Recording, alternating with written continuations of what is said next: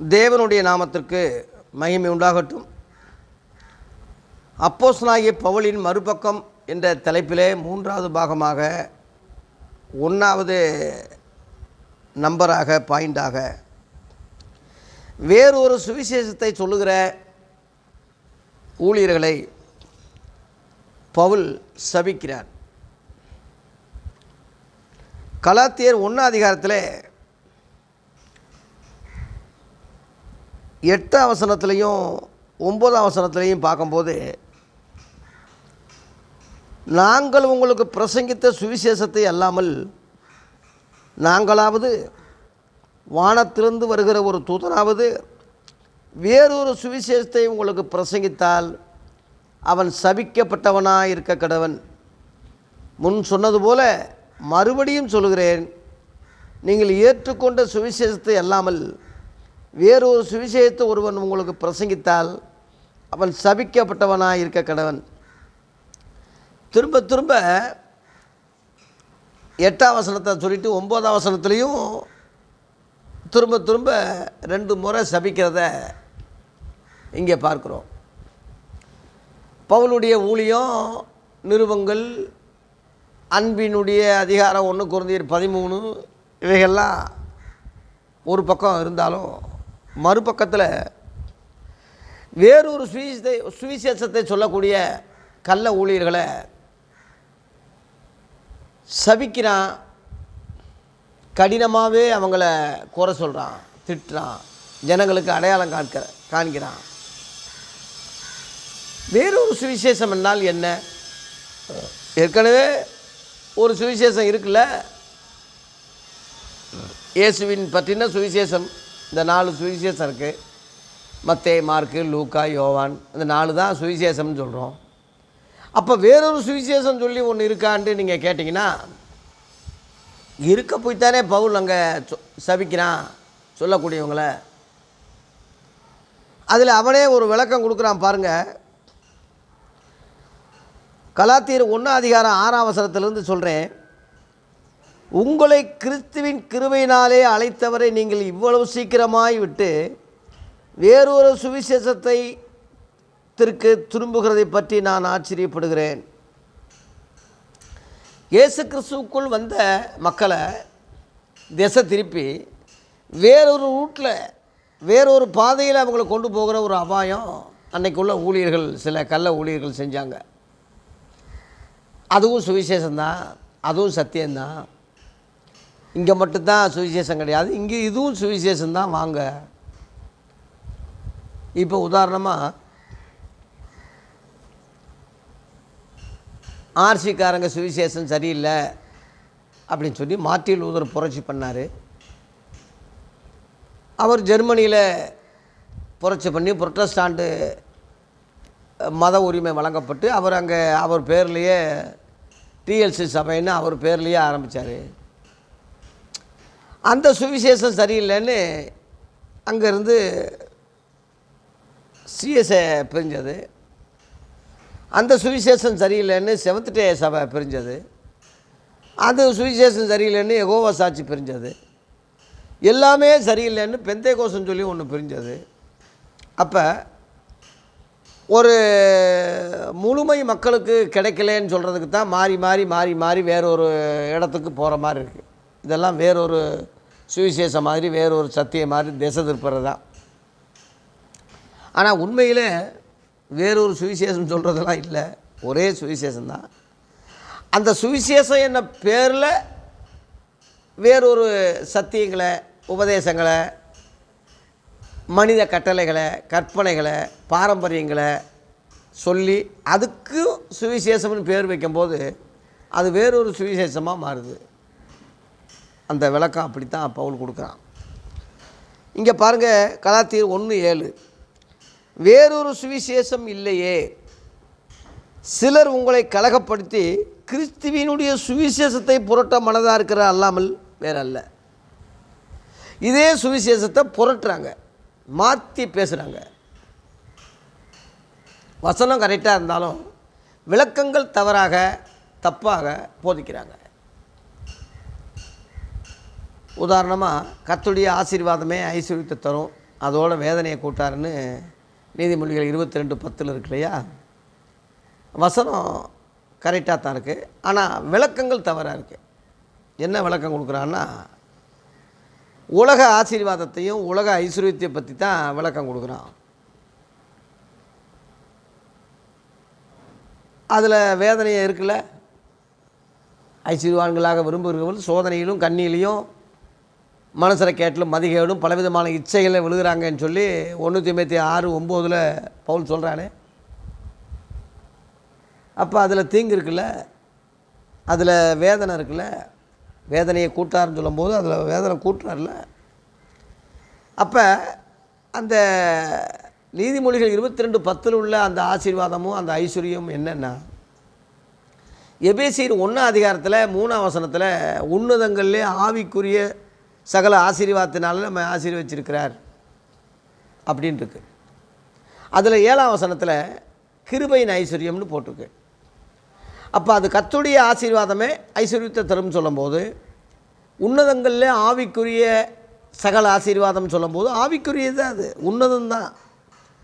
அந்த ஆசீர்வாதத்தினுடைய ஐஸ்வர்யம் கிருபையின் ஐஸ்வர்யமாக இருக்குது. அதை பாவ மன்னிப்பாகி மீட்பு நமக்கு உண்டாயிருக்குன்னு சொல்லி அங்கே போட்டிருக்கு. ஒரு சின்ன உதாரணம் சொல்கிறேன். இப்போ இந்த ஆவிக்குரியதை எழுத்தின்படி விளக்கம் கொடுக்குறாங்க. எழுத்து கொள்ளும், ஆவி தான் உயிர்ப்பிக்கும். அதனால் அது பழைய ஏற்பாட்டு காரியங்கள், ஆசீர்வாதங்கள், ஐஸ்வர்யங்கள்னு சொல்கிறது எழுத்தின்படி மாம்சத்துக்குரியது, உலகத்துக்குரியது. அது உலகத்தோடு அழிஞ்சு போயிடும். ஆதியாகமம் 24:34-35 ஆபிரகாமுடைய ஊழியக்காரன் லாபான்கிட்ட பொண்ணு கேட்க போகும்போது சொல்கிறான், என் எஜமான ரொம்ப ஆசீர்வச்சிருக்காரு. என்னடா ஆசீர்வச்சிருக்காருன்னு கேட்டால், ஆடு மாடு கோவேரி கழுதை ஒட்டகம் வேலைக்காரன் வேலைக்காரி வெள்ளியும் பொண்ணு, எது எது அழியுதோ அதைத்தான் ஆசீர்வாதம்னு சொன்னான். இப்போ நம்ம கண்கூடாக தூத்துக்குடி மாவட்டத்துலேயும் தென்காசிலையும் திருநெல்வேலியும் தூத்துக்குடி மாவட்டத்துலேயும் ஏகப்பட்ட ஆடு மாடுகள் தண்ணியில் அழிஞ்சு போனதெல்லாம், மிதந்து போனதெல்லாம், செத்து போனதெல்லாம் நமக்கெல்லாம் தெரியும்டா. இப்போ சென்னையில் மழை வந்து எல்லா கார்களும் சோப்பு டப்பா மாதிரி அப்படியே அரைச்சிட்டு போச்சு. இது தானே அன்றைக்கி ஆசீர்வாதம்னு சொன்னால். அப்போ இது நிலையற்ற ஐஸ்வர்யம் தானே. நிலையற்ற ஐஸ்வர்யத்து மேல் நம்பிக்கை வைக்காதீங்கன்னு சொல்லி 1 தீமோத்தேயு 6:17-18 நற்கிரிகளிலே ஐஸ்வர்யவான்களாக நிலையற்ற ஐஸ்வர்யத்து மேல் நம்பிக்கை வைக்காதீங்க. புதிய ஏற்பாடு சத்தியம் அதானே. அதை சொல்ல துப்பு இல்லாமல் அழிஞ்சு போகிற காரியத்தையே அந்த வசனத்தை தப்பாக போதிக்கிறாங்க. உதாரணமாக தெரிஞ்சுக்கிட்டீங்களா? இப்படி சொன்னால் அது வேறொரு சுவிசேஷம். இன்னொரு உதாரணம் சொல்கிறேன். யோவான் 16:20 உங்கள் துக்கம் சந்தோஷமாக மாறும்னு சொல்லி இயேசு சொன்னார் இல்லையா சீசர்களுக்கு. அந்த வசனத்தை தப்பாக இன்றைக்கி உள்ள சுவிசேஷர்கள் வந்து தப்பாக பேசுகிறாங்க. எப்படி பேசுகிறாங்கன்னா, துக்கத்தில் 2 விதமான துக்கம் இருக்குது. லௌகிக துக்கம் இருக்குது, தேவனுக்கேற்ற துக்கம் இருக்குது.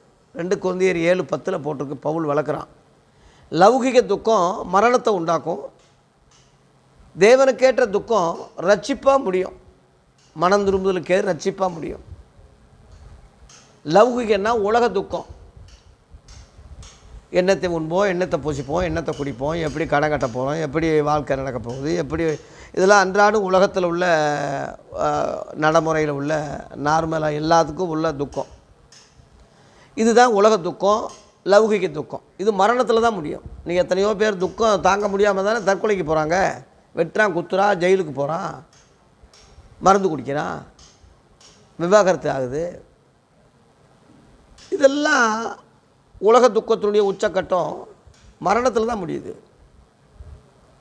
இன்றைக்குள்ள சுவிசேஷர்கள் வந்து தங்களிடத்தில் தேடி வர்ற ஆயிரக்கணக்கான மக்களை உங்கள் துக்கம் சந்தோஷமாக மாறும்னு போய் சொல்கிறான்னா, அவங்க வர்ற துக்கம் என்ன துக்கம்? தேவனுக்கேற்ற துக்கமா? லௌகிக துக்கம் தானே. லௌகிக துக்கம் மரணத்தில் தாண்டா முடியும்னு சொல்ல துப்பு இல்லாமல் உங்கள் துக்கம் சந்தோஷமாக மாறும்னு போய் சொல்கிறான்னா, ஜனங்களை ஏமாத்துறான்னா, மரணத்தில் முடிகிறது சந்தோஷமாக முடியும்னு போய் சொல்கிறான்னா, அதுக்கு பேர் தான் வேறொரு சுவிசேஷம் சொல்கிறது. இப்போ இவன் சொல்கிற இயேசு வேறொரு இயேசு. இவன் ஆவி வேறொரு ஆவியில் அவன் இருக்கிறான்னு அர்த்தம். சரியான ஆவியில் இருந்தால் சகல சத்தியத்தில் ஆவியானவர் வழி நடத்துவார்னு யோவான் 16:13 இயேசு சொன்னாரே. இவன் சரியான ஆவியை பெற்றிருந்தா சரியான சத்தியத்தில் வழி நடத்தப்பட்டு சரியான சத்தியத்தை போதிப்பான். இப்போ நான் பேசுகிறேன்ல இந்த மாதிரி. அப்படி இல்லாமல் ஜனங்களை பிரியப்படுத்த, கூட்டத்தை தக்க வைக்க, அதை வச்சு பிழப்பு நடத்துறதுக்காக உங்கள் துக்கம் சந்தோஷமாக மாறும்னு சொல்லி மரணத்துக்கு போன துக்கத்தை சந்தோஷமாக மாறும்னு சொல்கிறான்னா அதுக்கு பேர் வேறொரு சுவிசேஷம். இயேசு சொன்ன துக்கம் நான் உங்களை விட்டு போகிறதுனால நீங்கள் துக்கப்படுறீங்க. யோவான் 16 4 நீங்கள் படிக்கும்போது, நான் போவேனாகில் ஆவியானவரை அனுப்புகிறேன், தேட்டரில் வரேன், நான் போகாவிட்டால் தேட்டரில் வரல வராரு. அவர் பாவத்தை குறித்து, நீதியை குறித்து, நியாயத்தீர்ப்பு குறித்து உலகத்தை கண்டித்து உணர்த்துவார். ஆனால் திரும்ப நான் உங்களை பார்ப்பேன். அப்போ உங்கள் துக்கம் சந்தோஷமாக மாறும். உங்கள் இருதயம் இப்போ துக்கத்தால் நிறைஞ்சிருக்குன்னு சொல்கிறாரு. அதுக்கு தான் உதாரணமாக ஒரு பெண்ணு கர்ப்பவதியாக இருக்கும்போது பிரசவ வேதனைப்பட்டு அலறா. ஒரு குழந்தையை பார்க்கும்போது இந்த குழந்தையை பெற்றேன் என்ற சந்தோஷத்தில் அப்புறம் உபத்திரவத்தை, துக்கத்தை நினையாள். அதுபோல் நீங்கள் கொஞ்சம் காலம் என்னை பார்க்காம இருக்கீங்க, திரும்ப என்னை பார்ப்பீங்க. அப்பொழுது உங்கள் துக்கம் சந்தோஷமாக மாறும். புரியுதா? இந்த தான் தேவனுக்கு ஏற்ற துக்கம் சொல்கிறது. இயேசு கிறிஸ்து கூட கெச்சமனே தோட்டத்தில் துக்கம் அடைந்தவரும் பாடு அனுபவித்தவருமாக இருந்தார்னு சொல்லி ஏசாயா 53 உள்ளதை கெச்சமனே தோட்டத்தில் அவர் திகிலும் துக்கம் அவர் விழுந்ததுன்னு இருக்கு இல்லையா? தேவனுக்கு ஏற்ற துக்கம் அது. பின்னாடி அது மகிழ்ச்சியாக, சந்தோஷமாக, ரட்சிப்பாக, உயிர்த்தெழுதலில் முடிஞ்சிச்சு. அதனால் தேவ பிள்ளைகளே, இப்படி மாற்றி பேசுகிற கள்ள ஊழியர்கள், கள்ள சுவிசேஷர்கள், கள்ள சகோதரர்கள் இன்றைக்கி நிறையா இருக்கிறதுனால தான் அந்த வேறொரு சுவிசேஷத்தை எவன் சொன்னாலும் சரி, வானத்திலிருந்து ஒரு தூதனே இறங்கி சொன்னாலும் சரி, அவன் சபிக்கப்பட்டவனாக இருக்க கடவான். அன்னைக்குள்ள ஏவால சர்ப்பரூபம் கொண்டு பவுல் சர்ப்பம் வஞ்சித்தது போல் இன்றைக்குள்ள கடைசி கால சபையும் கூட வேறொரு இயேசுவை சொல்லி, வேறொரு சுவிசேஷத்தை சொல்லி, வேறொரு கள்ள ஊழியர்கள் வஞ்சிக்கிறாங்க, ஏமாத்துறாங்கன்னு சொல்லி 2 கொரிந்தியர் 11 3 4 தெளிவாக போட்டிருக்கு. பவுல் அங்கே எச்சரிக்கிறான். அதனால் வேறொரு இயேசுவையும், வேறொரு சுவிசேஷத்தையும், வேறொரு ஆவி உடையவர்கள் இன்றைக்கி நிறையா இருக்காங்க. அவன் கண்டிப்பாக சபிக்கப்பட்டு தான் போவான். இன்றைக்கி யாராவது மூத்த ஊழியர்கள் இதை பற்றி சொல்கிறாங்களா? ஜனங்களை எச்சரிக்கிறாங்களா? வேறொரு சுவிசேஷத்தை சொல்லக்கூடியவனை அடையாளம் கண்டு சபிக்கிறாங்களா? அதனால் குறையே சொல்லக்கூடாது, யாரையும் குறை சொல்லக்கூடாது. கடவுள் கண்ணை குத்திடுவார், காதை குத்திடுவார்னு சொல்லி இப்படியே பயமுறுத்தி ஏமாற்றி ஜனங்களை அடிமையாக்கி பயமுறுத்தி இவன் அதில் சம்பாதிக்கிறதுக்கு, குளிர் காய்கிறதுக்கு இவன் தெய்வ பக்தி ஆதாய தொழில் எண்ணி ஆட்டையை போட்டு இந்த மாதிரி தான் வாழ்ந்துக்கிட்டு அவன் சொத்துக்களை பெருக்கிக்கிட்டு போகிறானே தவிர, ஜனங்களிடத்தில் உண்மையான ஒரு எழுப்புதல், கிறிஸ்டியானில் ஒரு புத்து உணர்வு, ஒரு விழிப்புணர்வு வந்ததாக இல்லையே. 1ஆம் நூற்றாண்டில் உள்ளது தான் அந்த அற்புதம். அந்த 1ஆம் நூற்றாண்டில் உள்ள ஆதி அப்போஸ்தல சபையில் இயேசு கிறிஸ்து தொடங்கப்பட்ட அந்த ஊழியத்தில், அந்த சபையில், அந்த உபதேசத்தில் எழுப்புதலும் ஆசீர்வாதங்களும் பெரிய அளவில் இருந்துச்சு. அதன் பிறகு இருண்ட காலமாக 1ஆம் நூற்றாண்டு 100 வருஷத்துக்கு பிறகு இருண்டு காலமாக மாறி கிபி 325 கான்ஸ்டேன் என்ற ரோம அரசன் கிறிஸ்தவனாக மாறி ரோமாபுரியில் கத்தோலிக்க ரோம சபைன்னு அவன் ஊர் பேரால் ஆரம்பித்து போப்பை தலைவனாக வச்சான். சர்வ மதங்களையும், பாபிலோனிய கொள்கைகளையும், பாரம்பரியங்களையும், ரோம கலாச்சாரம், பழைய ஏற்பாடு, புதிய ஏற்பாடு எல்லாத்தையும் மிஸ் பண்ணி கிறிஸ்தவ பேரால் ஒரு மதத்தை ஏற்படுத்தினான். அது பல நூற்றாண்டுகளுக்கு பிறகு மார்ட்டின் லூதர் அது சரியில்லைன்னு புரட்சி பண்ணி பிரிஞ்சு வந்தார். பிரிஞ்சு வந்தவர் இந்த 1ஆம் நூற்றாண்டில் உள்ள சபைக்கு வந்தாரா? இந்த உபதேசத்துக்கு வந்தாரா? இந்த கொள்கையவே தன் கொள்கையாக ஏற்றுக்கொண்டாரா? இல்லையே. அவன் தனியாக வந்து ஜெர்மனியில் லுத்தரன் சபைன்னு அவர் பேராலேயே ஆரம்பித்தான். அவனோட சேர்ந்து போராடக்கூடியவன் எல்லாரும் அவன் முடிஞ்ச அளவில் ஸ்தாபனங்களை உருவாக்கிட்டான். கமிட்டி, தலைவர், கொள்கைகள். ஒரே பைபிளை 10 பேர் கிழித்து வச்சுக்கிட்டா எப்படி இருக்கும், அந்த மாதிரி தான். அது ஒரிஜினல் கிடையாது. அந்த ஸ்தாபன மேன்மையைத்தான் பரப்புனாங்க. அந்தந்த ஸ்தாபனத்திலேருந்து சபைகளை கட்டி கொடுத்தாங்க, மிஷனரிகளை அனுப்புனாங்க. அந்தந்த ஸ்தாபனத்தை முக்கியப்படுத்துறதுக்கு தான் முயற்சி பண்ணுறாங்களே தவிர வேறு அல்ல. இப்போ நான் வந்து குற்றம் கண்டுபிடிக்க தான் புதிய ஏற்பாடை படித்தேன். புதிய ஏற்பாடு குற்றம் கண்டுபிடிக்க படிக்கும்போது நான் ரட்சிக்கப்பட்டு இன்றைக்கி நான் தேவ ஊழியக்காரனாக இருக்கேன். இதை ஒரு சபையில் சொல்லும்போது, ஒரு ஊழியங்களில் நான் பிரச்சாரம் பண்ணும்போது, ஒரு குற்றம் கண்டுபிடிச்ச ஒரு நபர் வந்து இன்றைக்கி ஊழியக்காரனாக மாற்றப்பட்டு இருக்கானேன்று அந்த வசனம் அவனை மாற்றினது. மத்தேயு 5 அதிகாரம் 6 அதிகாரம் 7 அதிகாரம் மலை பிரசங்கம் என்னை முற்றிலும் மாற்றினது என்று நான் சொல்லிக்கிட்டு இருக்கேன். அதில் சந்தோஷப்படாமல் ஒருத்தன் சொல்கிறான், இவர் வந்து வாசித்தது எங்கள் கிதியோன் சங்கத்திலிருந்து வெளியிட்ட புதிய ஏற்பாடு. உண்மைதான், அது உண்மைதான். அதனாலே எங்கள் கிதியோனுக்குத்தான் அந்த மகிமை. கிதியோன் சங்கத்திலிருந்து ஒரு புதிய ஏற்பாடு நாங்கள் வெளியிட்டதுனால அதை படித்து அவர் ஊழியக்காரராக வந்துட்டார். கிதியோன் என் முட்டா பையனு புதிய ஏற்பாடு படித்து இயேசு கிறிஸ்துவுடைய போதனையில் இது பண்ணி வந்தால் இயேசுவை மகிமைப்படுத்தாமல், சத்தியத்தை மகிமைப்படுத்தாமல் அவன் கிதியோன் சங்கத்தை மகிமைப்படுத்துகிறான். உதாரணம் சொல்கிறேன். இந்த மாதிரி ஒவ்வொரு ஸ்தாபனமும், ஒவ்வொரு பைபிள் காலேஜும், ஒவ்வொரு நிறுவனமும் அதை மேன்மைப்படுத்த, அதுக்கு கோயிலை கட்ட, அதை பேரை போட, எங்கள் சபையிலேருந்து இத்தனை கிளை சபைகள் இருக்குது, எங்களுக்கு இத்தனை பேர் இருக்காங்க, இத்தனை மிஷினரிகள் எங்களுக்கு இருக்கும், அதனால் எல்லோரும் காசை கொடுங்கன்னு சொல்லி இவங்களுக்கு ஆட்டையை போடுறதுக்காக எலும்பு துண்டை போட்டு முழுவதும் அதை கொள்ளையடிக்கிறான். இவன் எப்படி அரசியலாக போயிடுச்சுல. ஆதி அப்போஸ்தலர்கள் அப்படி ஏதாவது ஒரு ஸ்தாபனத்திலேருந்து வந்தாங்களா? இயேசுவால் நேரடியாக அனுப்பப்பட்டு, நாங்கள் இயேசு கிறிஸ்துவ சிலுவை குறித்து அல்லாமல் வேறு எதை குறித்து நாங்கள் மேன்மை பாராட்ட மாட்டோம்.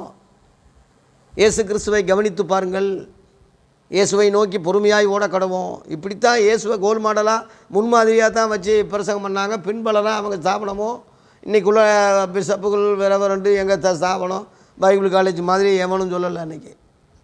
அதனால தான் இந்த 1ஆம் நூற்றாண்டில் உள்ள ஆதி கிறிஸ்தவங்களை, ஆதி அப்போஸ்தலர்களை பின்பற்றுங்கன்னு இப்போ நான் சொல்கிறது காரணம் தான்.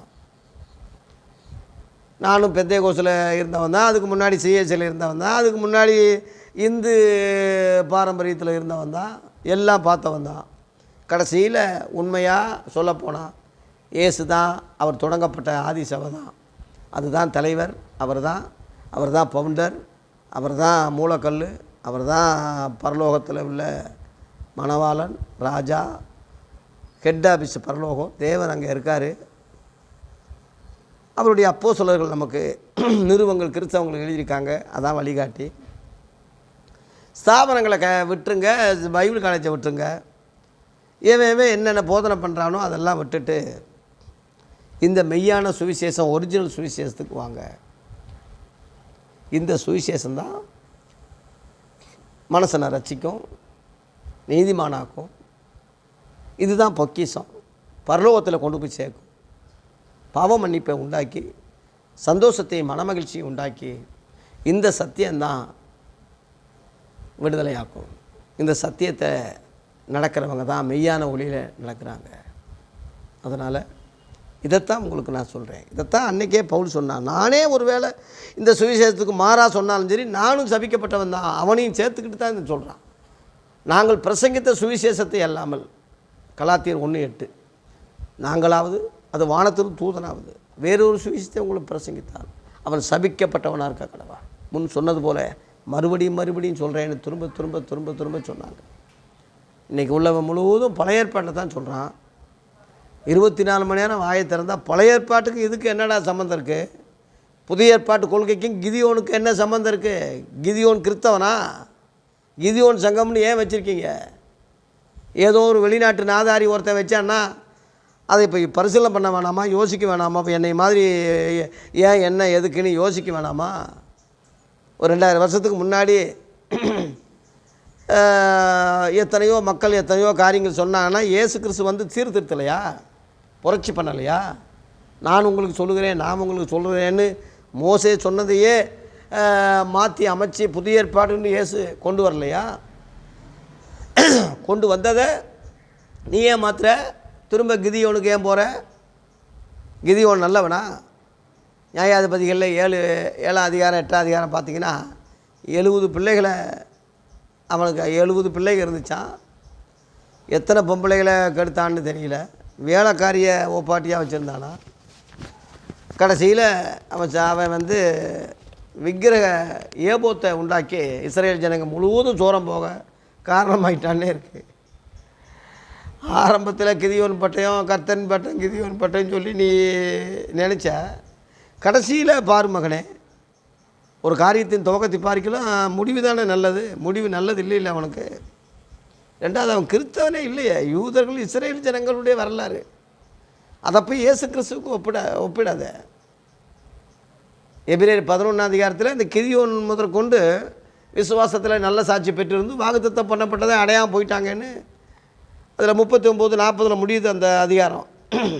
விசுவாச பட்டியல். அவர்கள் நம்மை இல்லாமலும் பூரணராகாதபடி விசேஷத்தை நன்மையானது ஒன்றை நமக்காக தேவன் முன்னதாகவே நியமித்திட்டார்னு அங்கே 40 முடியுது. எபிரேயர் 11:40.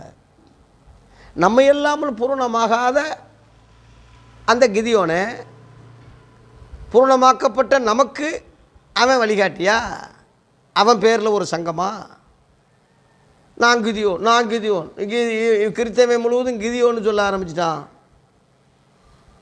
அப்போ அந்த ஸ்தாபனத்தை தான் முக்கியப்படுத்துகிறான். கிதியோன்னு ஒரு பொறுப்பு கொடுத்துட்டான். அந்த பொறுப்பை தான் எலும்பு துண்டை தான் பிடிக்கிறானே தவிர சத்தியத்தை விட்டுட்டானே. அதனால் இன்றைக்கி உள்ள ஸ்தாபனங்கள் முழுவதும் தப்பாக தான் போதிக்கிறாங்க. ஒருவேளை கரெக்டாக பேசுனா கூட முழு கரெக்டும் இல்லை, முழு சத்தியம் இல்லை. கொஞ்சம் புளித்த மாவு தானேன்னா முழு மாவையும் உப்பு பண்ணுவோம். கொஞ்சம் சின்ன ஓட்டை தானே முழு கப்பலையும் கவித்திடுவோம். அதனால் ஃபில்டர் பண்ண பூரண ஃபுல் சத்தியம்தான் இயேசு சொன்னது, அப்போஸ்தலர் சொன்னது. இயேசு கூட நான் சுயமாக சொல்லலேன்னு சொல்கிறாரு. நல்லா கவனிக்குங்க. யோவான் 12ஆம் அதிகாரம் 49-50 சொல்லும்போது, நான் சுயமாக பேசாமல் நான் என்ன பேசணும், என்ன உபதேசிக்கணும்னு என்னை அனுப்பினவர் தான் என்னை கட்டளையிட்டார். அவரே சுயமாக சொல்லலையே. அவருக்கு பின்னாடி பரிசுத்த ஆவியானவர் அனுப்பப்பட்டார் இல்லையா? யோவான் 16ஆம் அதிகாரம் 13 படிக்கும்போது, சத்திய ஆவியாகி அவர் வரும்போது சகல சத்தியத்தில் அவர் வழி நடத்துவார்.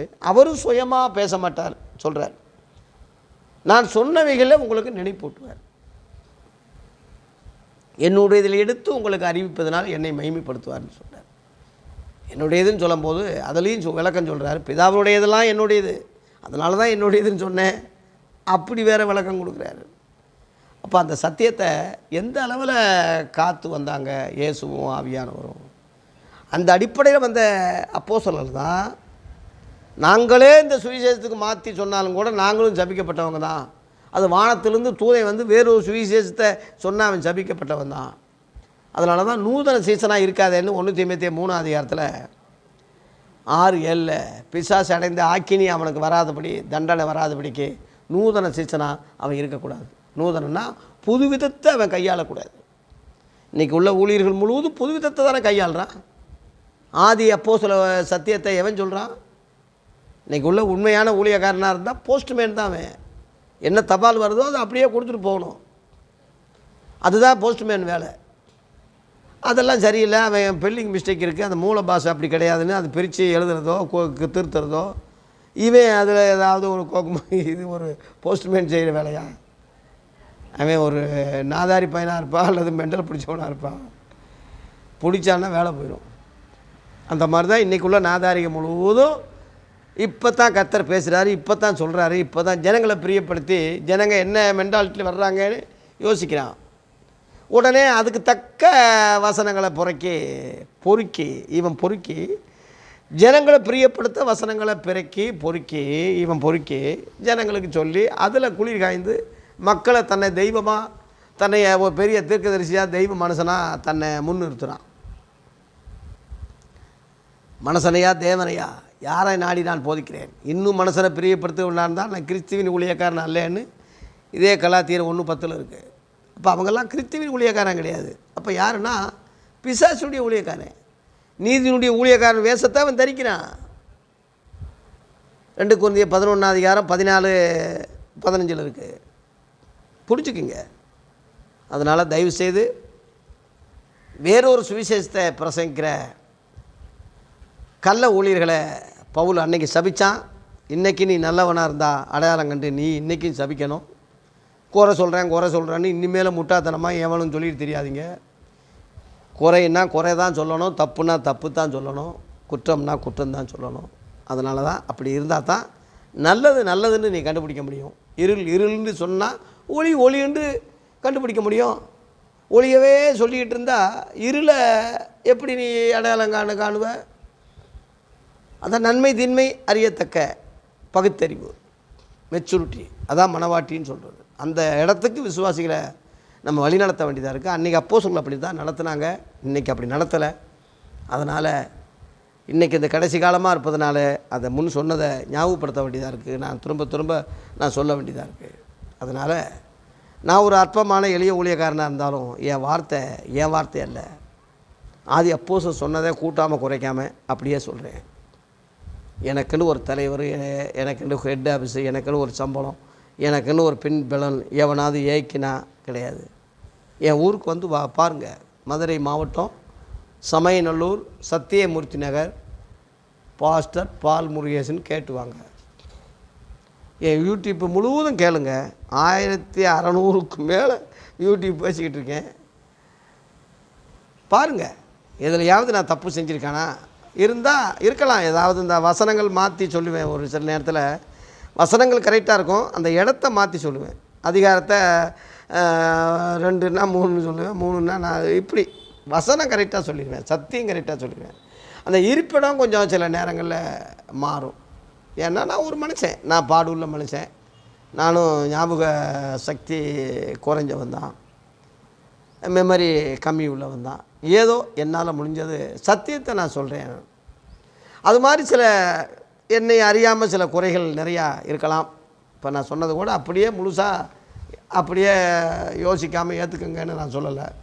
யோசிங்க, ஒரு தடவைக்கு 10 தடவை யோசிங்க, மற்ற பிரசங்கங்களும் யோசிங்க, இதையும் இப்போ ஒப்பிட்டு பாருங்கள். நல்லது எதுவோ அதை பின்பற்றுங்க. ஆகவே அப்போஸ்தலனாகிய பவுலுடைய மறுபக்கம் என்ற தலைப்பில் 3ஆம் பாகத்தில் 1வது பகுதியை நிறைவு செய்கிறேன். வேறொரு சுவிசேஷத்தை சொல்லுகிற கள்ள ஊழியனை பவுல் சபிக்கிறான். நாளை தினத்தில் 2வது காரியத்தை நாளைக்கு பார்ப்போம்.